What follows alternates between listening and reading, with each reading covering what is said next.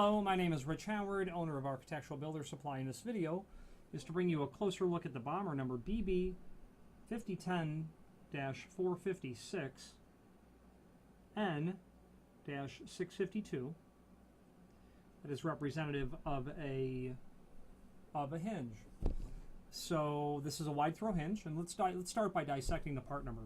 First of all, the BB stands for ball bearing. On a 5-knuckle standard weight hinge like this, you would have 2 bearing packets, as you can see.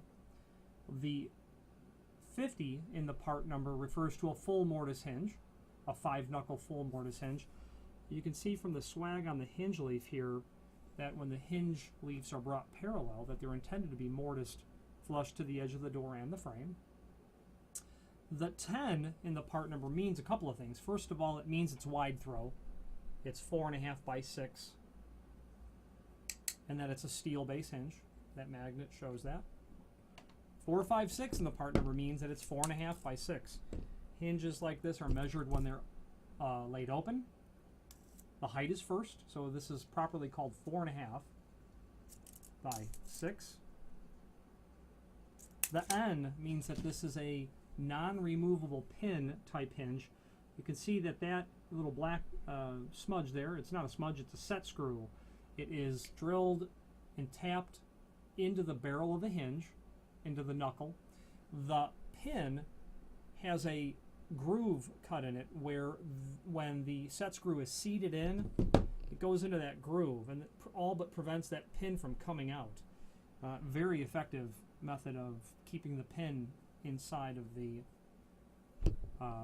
barrel of the hinge. The 652 is a reference to stainless steel. It not only means stainless, strike that. This is definitely not stainless steel. 652 is a reference to satin chrome, but it's specifically a reference to a steel base satin chrome. If you see 652, you know it's a steel base material with a satin chrome finish. There is a link below this video to what is called the cut sheet, and it shows everything important dimensionally about the hinge. The location of the screw holes, which is considered a template pattern, shows the thickness of the leaf, which is 134 thousandths, which is common for commercial grade hinges like this, meaning that they're standard duty, and that 5010 specifies that it's standard duty as well. Also shows different base materials that this can be made of and how the part numbers change based on base material. But also you've got your BB and your LB. Those are a couple of options. This is the ball bearing. The LB is a concealed lube bearing assembled by Bomber. The 8 part numbers on that cut sheet refer to a 3-knuckle hinge. So let's talk about options. First of all, you can get this in plain bearing. You can get it in the lube bearing and the ball bearing. You can get this in heavyweight. You can get it in the standard weight as you see here. You can get with those different base materials: steel, brass or bronze depending on the finish, and stainless steel. You can get this in a variety of different options in terms of the corners. This obviously is square corner. It can be ordered in 1/4 inch or 5/8. You can also get it in different options regarding the security pin. This is the NRP, or the N.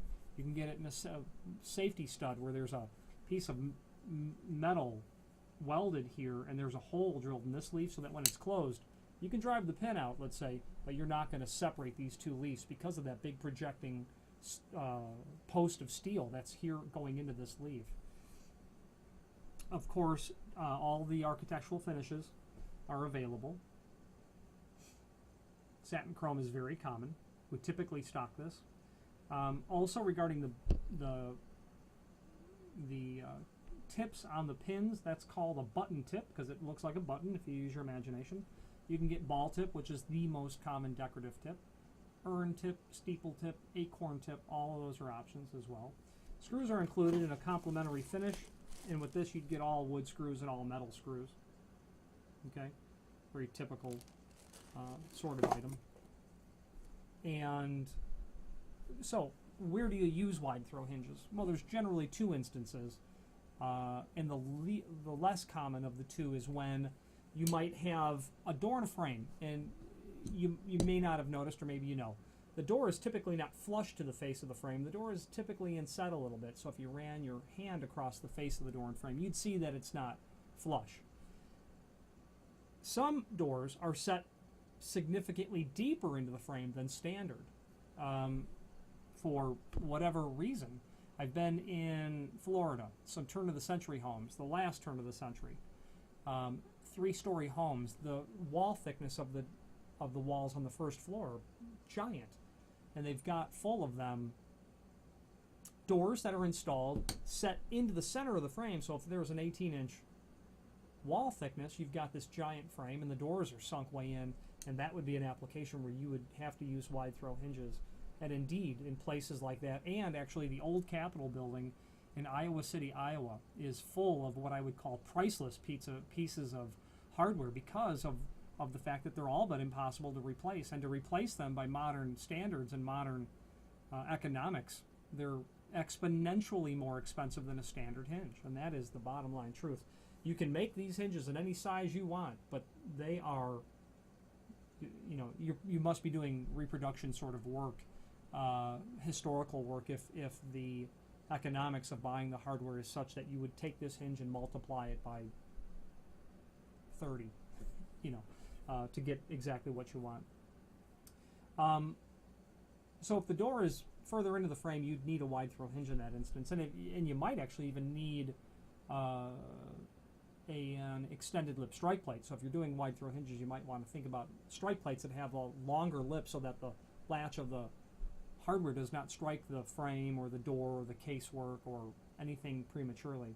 The other and more common situation is when you've got a typical door, nothing unusual about it, except that someone's added significantly thicker than standard casing, brick mold, shutters. If you've got outside doors and you've added giant shutters, you need to have hardware like this to help get around, because you need to reposition the axis of pivoting out further away. The vertical axis of pivoting needs to be shifted out, and that is in essence the wide throw hinge and the job that it does.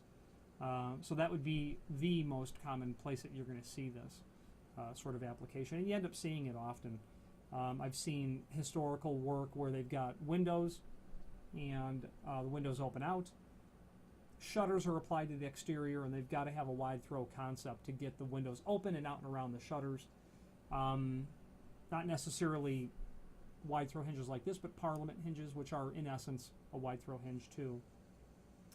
And real nice quality item. The last thing I'd like to say about this hinge is the logo, and right above it it says Made in USA, a fact that Bomber is quite proud of, as am I to represent them. If you have any questions on the Bomber BB5010-456N-652 wide throw hinge or any other Bomber product, please feel free to reach out to us. Thank you.